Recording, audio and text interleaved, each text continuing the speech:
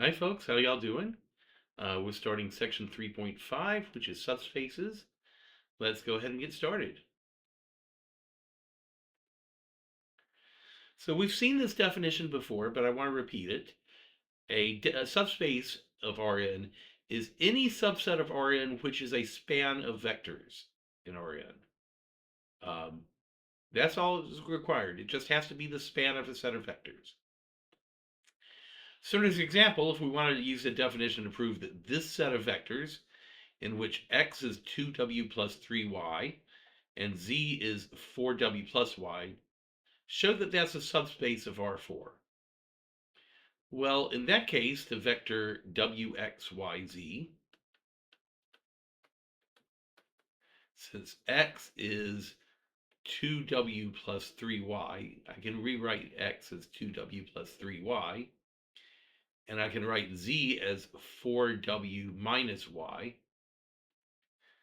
But that's w times the vector 1, 2, 0, 4 plus y times a vector 0, 3, 1, negative 1. And these are weights in a linear combination.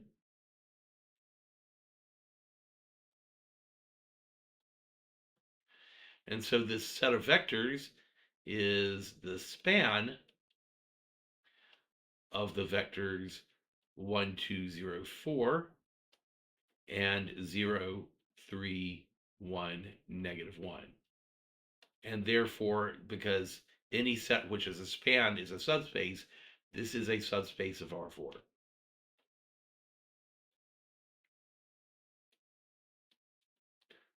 All spans are subspaces.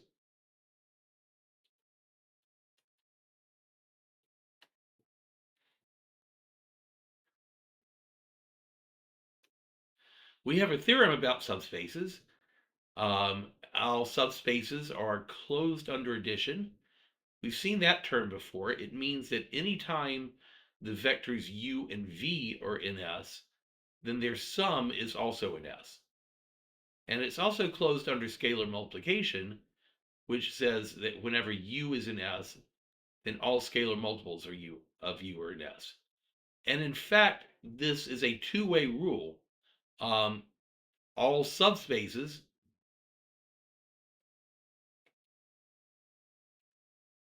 are closed under addition and scalar multiplication.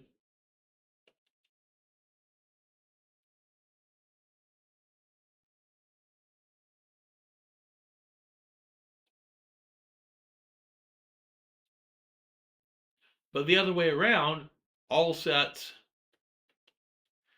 that are closed under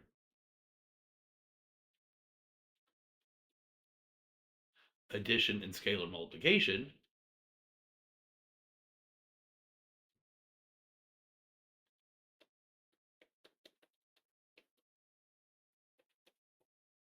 are subspaces.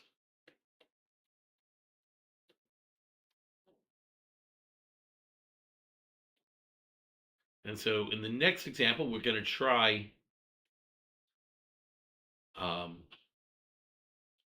showing that a set is a subspace using this rule. So we're going to look at the set of all of the vectors x, y, z, where y is equal to 2 times x. Z can be anything. So for example, the vector 4, 8, and negative 5 is in S because 8 is 2 times 4.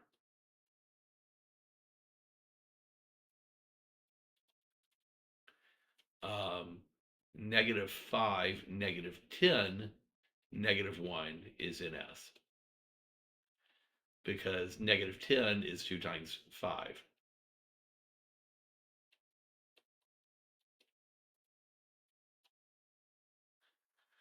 So S contains all of the vectors where the second coordinate is double the first coordinate, and the third coordinate can be anything. So question 1 just says, give an example of a vector which is in S. Well, there are lots and lots of examples. You can make one up. 3, 6, 2 is in S. And a vector that's not in S is the vector 2, 5, 10, because 5 is not a multiple of 2. 5 is not 2 times 2. How many vectors are in S? An infinite number.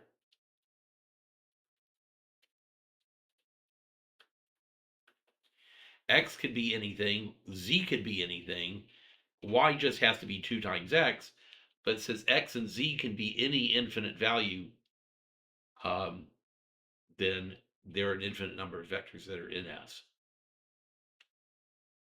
Is S closed under addition? So that means that if I take two vectors in S, so let's let A be the vector x1, and then y has to be 2 times x1, and then z1, and we'll let B be the vector x2, y has to be 2 times x2, and z will be z2.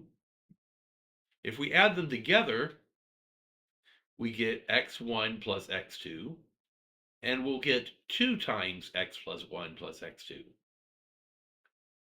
and z1 plus z2.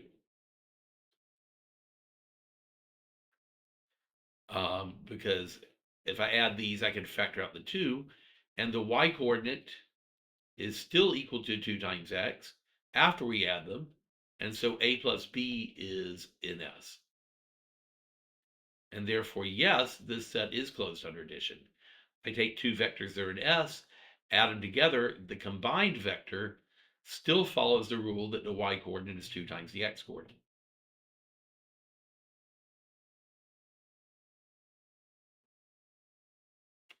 Is the set closed under scalar multiplication? So let's let A be the vector x, 2x, and z. And we'll look at the vector k times a. So k is a scalar. So k times a is k times x, 2 times k times x, and k times z. But the y coordinate is 2 times the x coordinate. In this case, there's just an extra k in there. And so k times a is in S. And therefore, yes, the set is closed under scalar multiplication also. So is S a subspace of R3? Well, yes, it is, because any set that is closed under addition and closed under scalar multiplication is a subspace.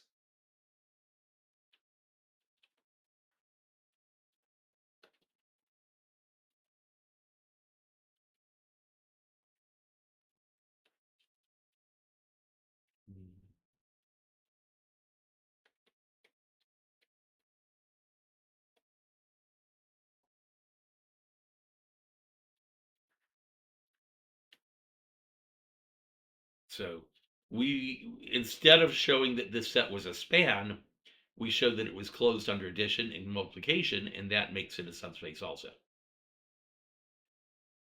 So how about these sets of vectors? The set of vectors in R2 with x greater than or equal to 0.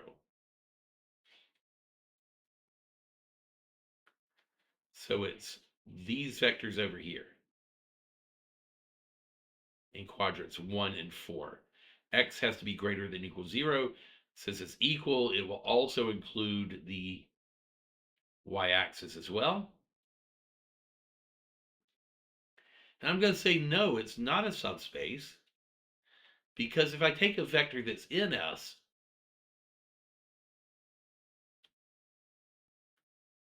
and multiply it by negative scalar, then the vector will now have an x coordinate that's no longer greater than 0. Because um, if not is,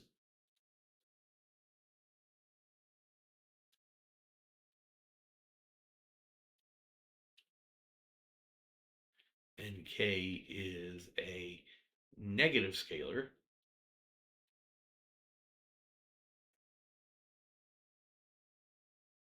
then kx, ky is not in the set,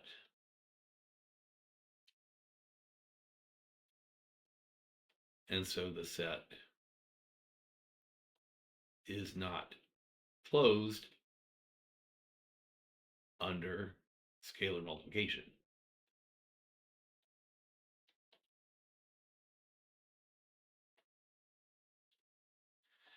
And therefore it cannot be a subspace. Let's look at the next example, the set of points that are on the line y equals x. So these points right here.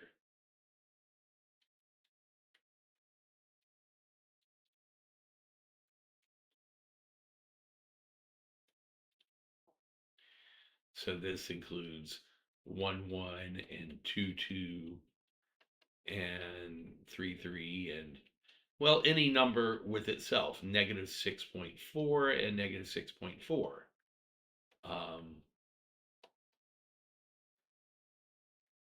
So is it closed under addition?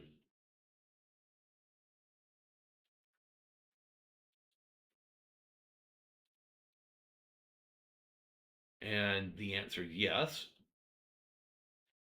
If we add x1, x1, and x2, x2,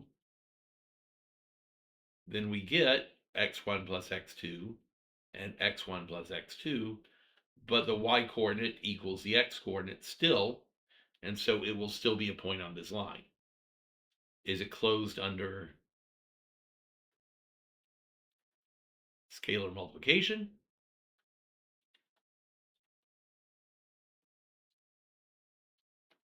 Again, yes. If I take a scalar times x1, x1, then I still get the same x coordinate and the same y coordinate. The x coordinate and the y coordinate are the same, and so this point is still going to be somewhere on this line. And therefore, this is a subspace.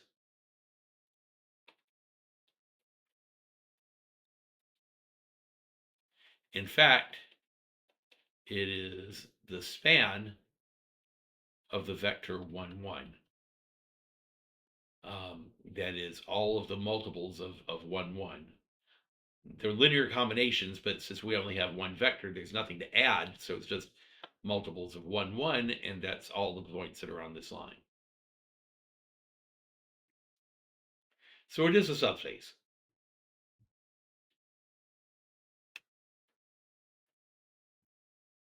All right, every single matrix creates three subspaces that are associated with that matrix. One is called the null space of the matrix, one is called the column space of the matrix, one is called the row space of the matrix. And we're going to look at column space and null space today. We'll look at row space later on. The column space is the span of the vectors of A. The row space is the span of the vectors of AT, the transpose of the matrix. The null space is different. It's the solution to the homogeneous equation AX equals 0. All right? So let's take a look at these. We're going to start with column spaces, then we're going to look at null spaces later. So let A be any matrix, and A1, A2 up through AN be the columns of A.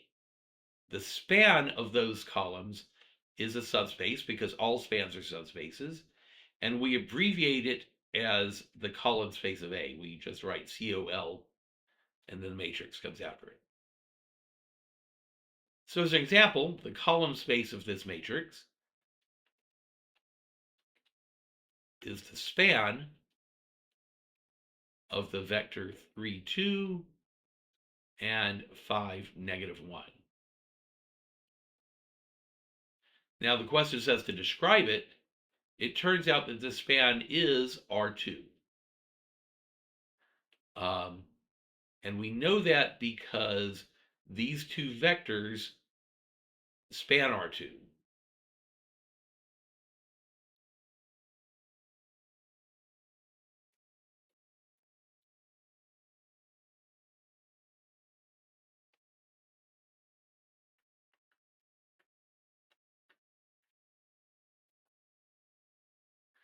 Remember, the spanning set for R2 has to have a pivot in every row. If we row reduce this, we would have leading entries in both rows. And so this is a spanning set for R2. And so we automatically know that the span is equal to R2. So the column space in this case is the entire plane, every vector in the plane. Let's try another one. Describe the column space of these vectors. A is this column here. So I don't know if this is R3 or not because I don't know if we have a pivot in every row. And so let's row reduce this a little bit. 0, 3, 1, 1, 2, negative 3, 2, 4, 6. I'm going to start by switching rows 1 and 3.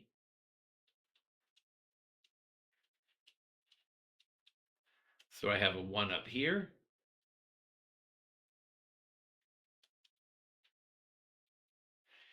And then I'm going to reduce this 3 by taking row 2 minus 3 times row 1. This will get me 1, negative 3, 6. 3 minus 3 will be 0. Negative 2 plus 9 is 11. And 4 minus 18 is negative 14. Oh, that's a negative 6. Hold on. My bad. It's a negative 6. So that's going to change this last entry.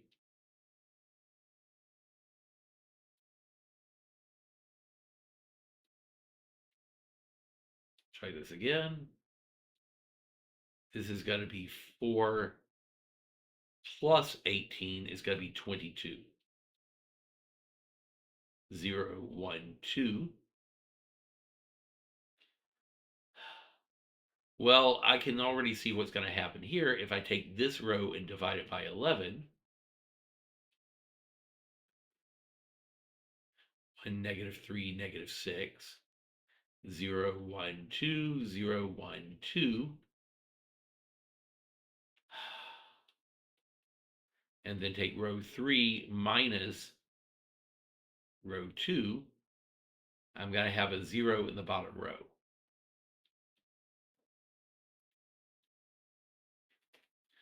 All right. So this gives us some information. The column space of A is the span of the columns 0, 3, 1, 1, negative 2, 3, and 1, 2, negative 3,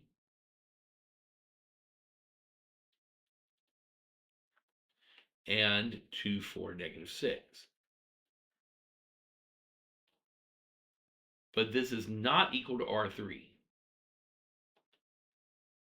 In fact, this column space is equal to the span of just these two columns, 0, 3, 1, and 1, 2, negative 3. How do I know that I can leave out this vector here?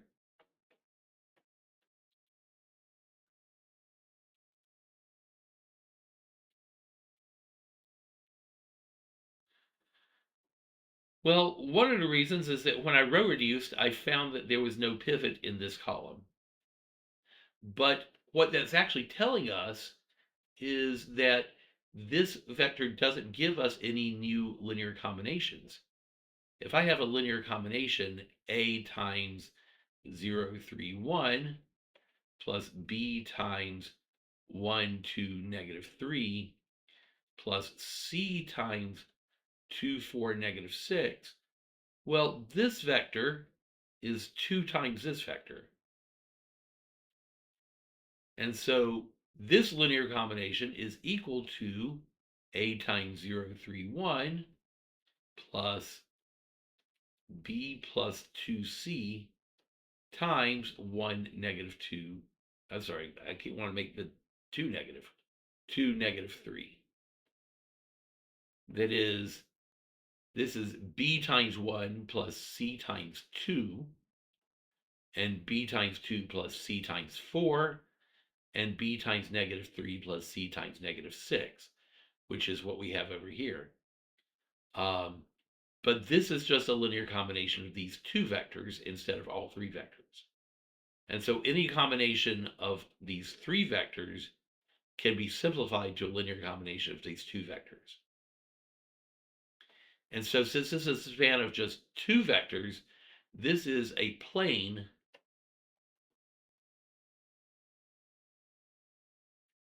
in R3. So we're in 3 dimensions. I don't know exactly what this looks like, but it's some plane that lives inside 3-dimensional space.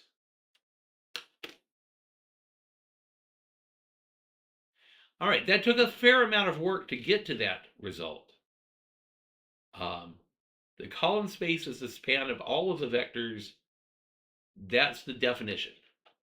In this particular example, one of these vectors was not important, and we could actually write this as a span of just two of the vectors. And since I only have two vectors in my span, then these two directions generate a plane. All right? So let's keep going. Describe the column space of this matrix in simplest form. Well, we have actually already done that. In simplest form, this column is not needed. And the column space of A is the span of 0, 3, 1, and 1, 2, negative 3.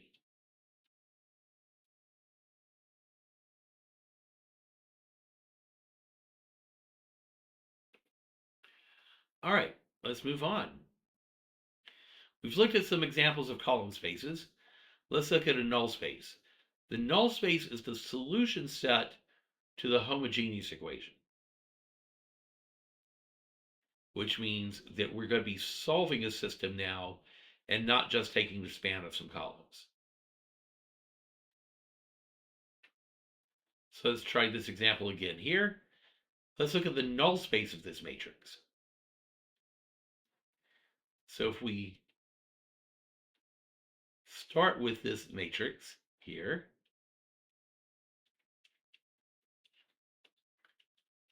and augment it with zeros, if we row reduce this, well, we just row reduced this a moment ago. We got 1, negative 3, negative 6, 0, 1, 2, and 0, 0, 0. We did this before. And I'm going to do just a little bit more work. I'm going to put this into reduced echelon form and get rid of this negative 3. Row 1 plus 3 times row 2 gives me 1, 0, 0, 0, 0, 1, 2, 0, 0, 0, 0, 0.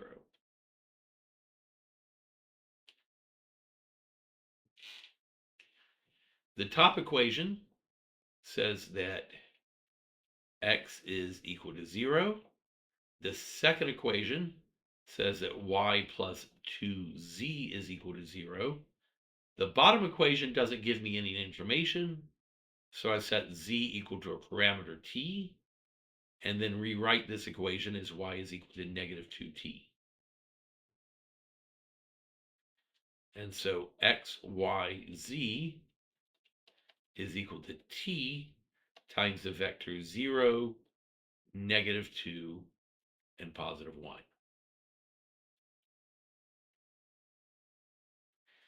And this is a span of just one vector in 3 dimensions, 0 in the x direction, negative 2 in the y direction, plus 1 in the z direction is that vector there.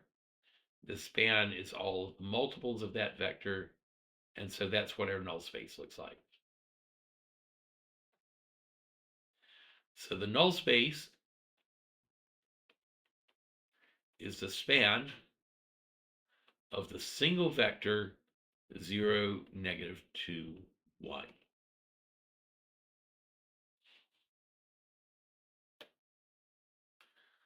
All right, let's move on. Let's look at the null space for this matrix. So we're looking at 3, 4, augment with zeros. I'm going to row reduce this and get rid of that 2 there. Row 2 minus 2, row 1. 1, 1, 3, 0. 2 minus 2 is 0. 1 minus 2 is -1. 4 minus 6 is -2. Change this to a positive 1, so I'm going to take negative row 2.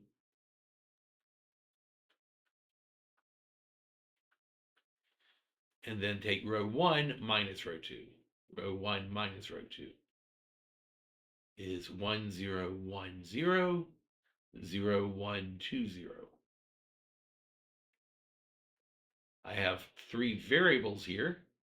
So x plus z is equal to 0, and y plus 2z is equal to 0. There is no equation for z, so we set it equal to a parameter and rewrite this as x is equal to -t, y is -2t, and z is equal to t. And that is t, x, y, z. Let me write this out. X, y, z is equal to t times -1, -2, 1.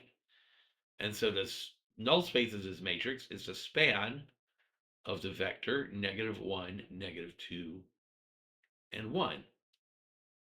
These vectors are in R2, but the solution set is in R3 because there's a variable for each of the 3 columns.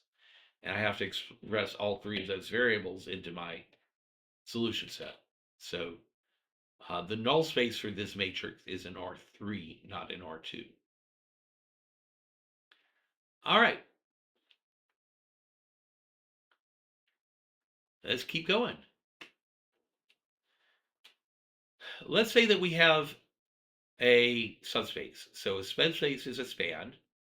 If this set of vectors is also a linearly independent set, then we say that set is a basis for S.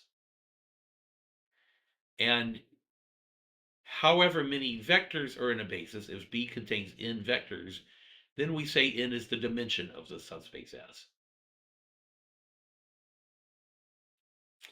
I want to caution you a little bit about this definition. There's a beware here. First of all, a basis is just the set of the building blocks that we use to create the subspace. The subspace itself is a span of the building blocks, which is all of the linear combinations of these vectors. So B just has n vectors. V1 through Vn. S has an infinite number of vectors. It's all of the combinations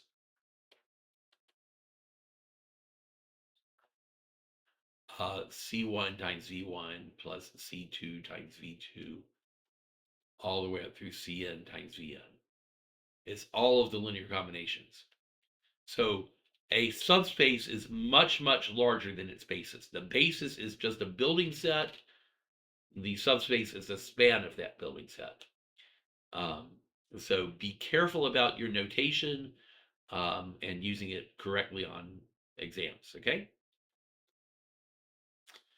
We can always start with a basis, with a vector B, basis B, and form a subspace by taking the span. But going the other way is tricky. It's possible for S to be the span of a set of vectors, but this set might not be linearly independent. If the set is not linearly independent, then this set is not a basis. So I can't just take the word span off and get back to a basis. I also have to check that the set is linearly independent. And the last thing I'll say is we've talked about bases before. A basis that is for Rn will have a pivot in every row, but a vector for a subspace of Rn might not have a pivot in every row. So we can't use the pivot in every row test to see if we have a basis for just a subspace of Rn. That only tests to see if we have a basis for the whole space Rn, all of Rn. Okay? One theorem, and then we're going to do some examples. I promise we will do some examples. If S is a subspace and this is not a basis for S, that means this is linearly dependent.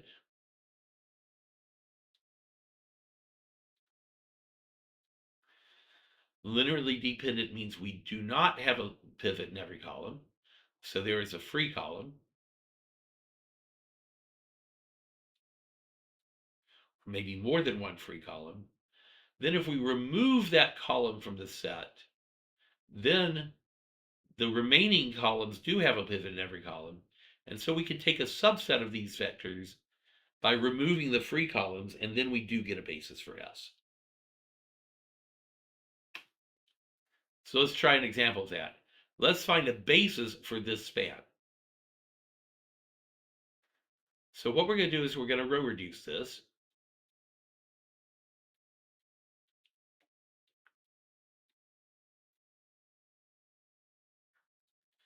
I'm going to erase this 2 by taking row 3 minus 2, row 1. 1, 0, 1, 0, 0, 2, 4, 3. 2 minus 2 is 0. 4 minus 0 is still 4. 10 minus 2 is 8. 7 minus 0 is 7. And now I'll get rid of this 4. Row 3 minus 2 times row 2. That gives me 1, 0, 1, 0. 0, 2, 4, 3. 0. 4 minus 4 is 0. 8 minus 8 is 0. 7 minus 6 is 1.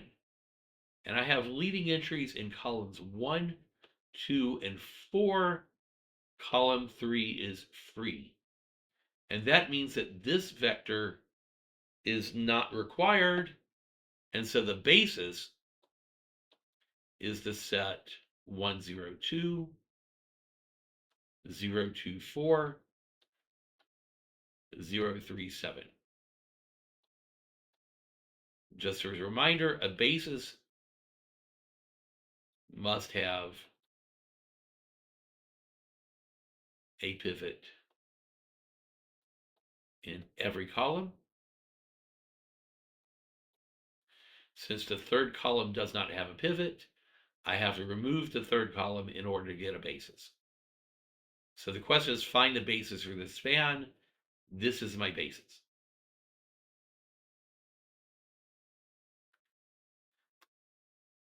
All right, let's try another one. Do these three vectors form a basis for R3?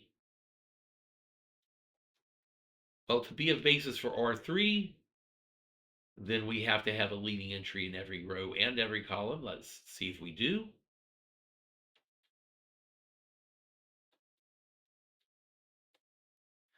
To reach this 6, negative 6, I'm going to take row 3 plus 2, row 1.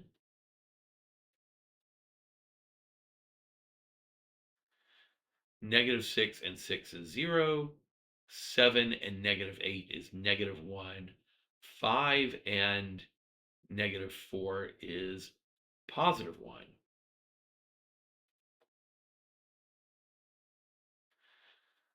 All right.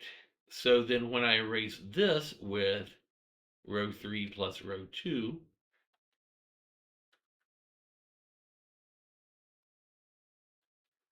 negative 1 and 1 is 0, but positive 1 and 1 is 2.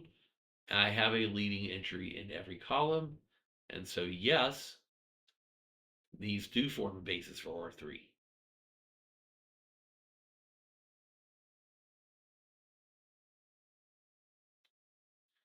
All right. So let's go back now and combine the idea of bases with column space and null space. We're going to find bases for column spaces and bases for null spaces. To find a basis for the column space of a matrix, we row reduce the matrix to identify the columns that contain leading entries, and then we're going to keep just the vectors found in the columns of the original matrix A, not the reduced echelon form, not the echelon form.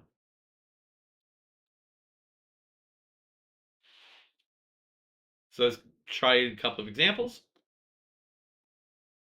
This matrix is already in echelon form, and the leading entries are in columns 1, 3, and 5. And so the basis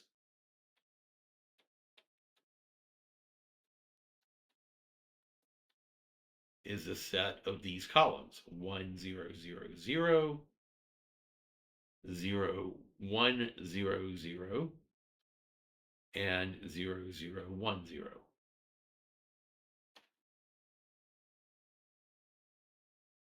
In this case, the echelon form is the original matrix because we're starting with a matrix that's already in echelon form. And so we use the leading entry columns. All right.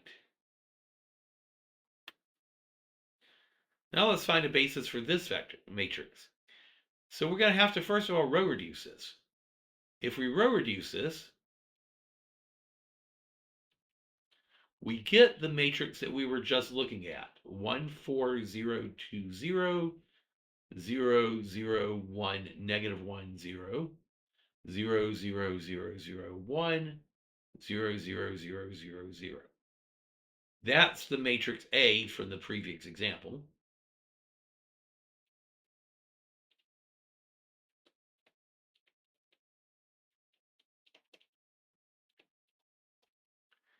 And so the leading entries are in columns 1, 2, and 1, 3, and 5.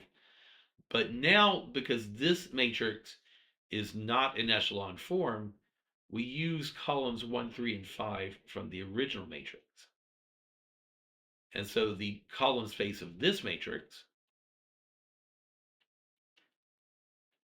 well, it is the span of these three columns.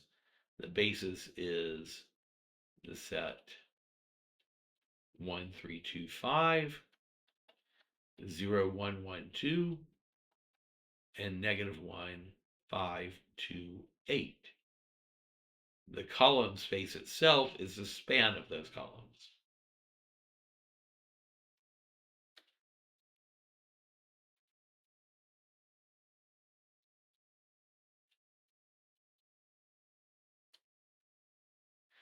Again, the basis is just the building blocks. The column space is all of the linear combinations we can build from those building blocks. The question says to find a basis, and so this is going to be the answer. All right, so we find a basis by row reducing the matrix, finding where the leading entries are, and then going back to the original matrix and using those columns from the original matrix.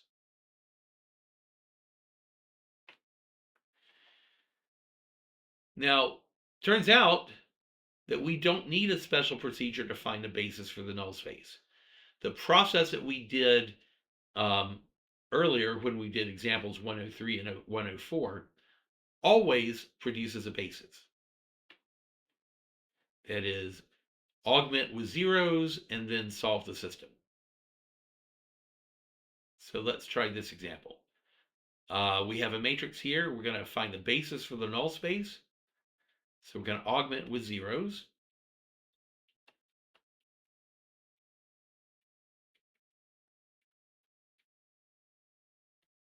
And I'm going to erase this 1 with row 3 plus row 1.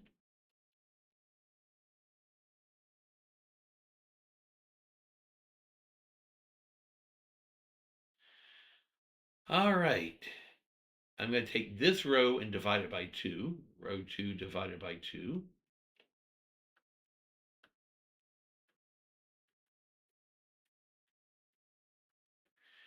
and then take row 1 minus row 2.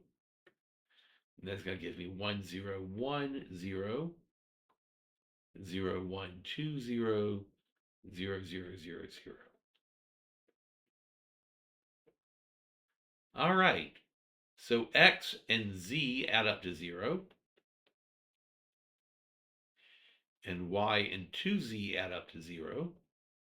There is no equation for z, so we set z equal to a parameter, and then rewrite this as x equals to negative t, y is equal to negative 2t, and z is equal to t. That tells me that x, y, z is t times negative 1, negative 2, 1. And so the basis is the vector here that we put into the linear combinations. It's the set negative 1, negative 2, positive 1. So we're solving this system just the way we did. With the t is my weight that forms linear combinations. That's a span. Without the t, it's just the vector 1, a negative 1, negative 2, 1. This is my building block. All right. A couple of definitions here. We've seen the definition rank before. It is the number of leading entries in an echelon form of A. It's also the same as the dimension of the column space of A. The nullity of A is complementary. It's the number of columns that don't have leading entries in an echelon form of A. Or if you want to say without leading entries, is the number of free columns. We can say that also. And it's the dimension of the null space of A.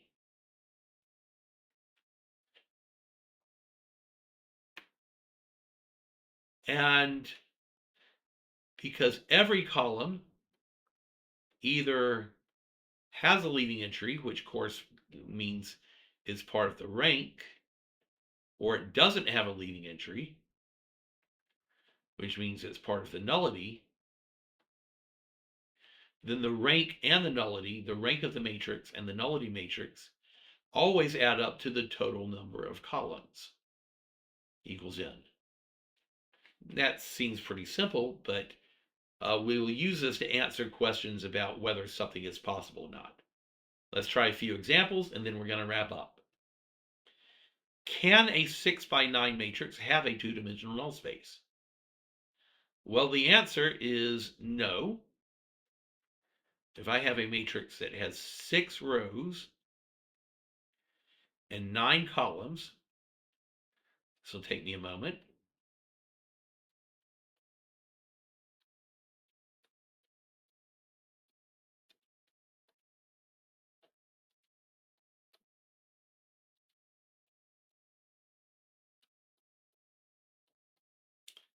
There you go.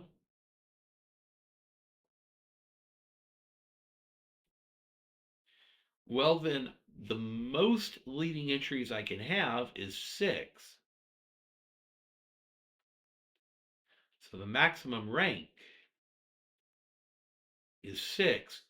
The nullity is the columns that don't have leading entries. And so the minimum nullity is 3. That is, even if I have as many leading entries as possible, I am guaranteed to have at least 3 free columns. And so 2 is not possible, 3 is possible,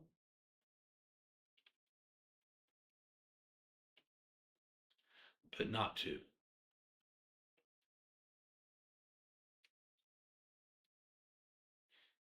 All right, let's try another example. What is the largest possible rank of a 4 by 7 matrix? Well, based on what we just did with the 6 by 9 matrix,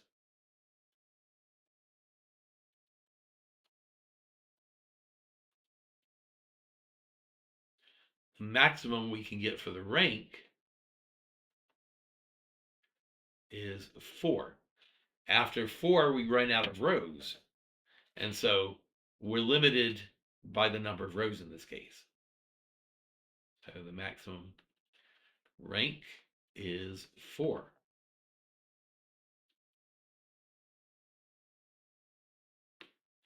If an n by n matrix has a 0 nullity, what is its rank? Well, this is just a way of saying that it has no free columns. And that means if none of the columns are free, then every column has a leading entry in it. And so the rank will be whatever n is.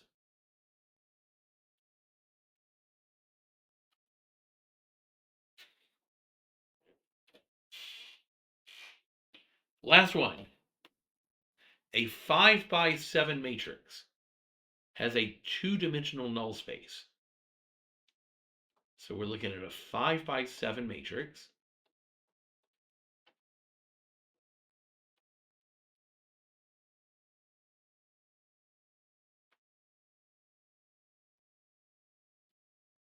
And because it's two-dimensional null space, then we have two free columns.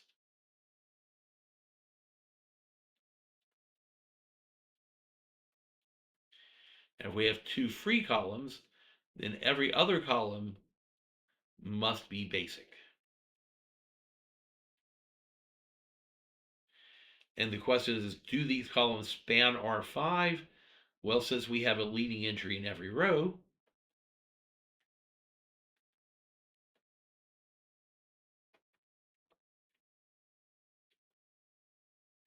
the answer is yes. These vectors form a spanning set for R5. All right. Well, thanks for watching. I'll see you next time.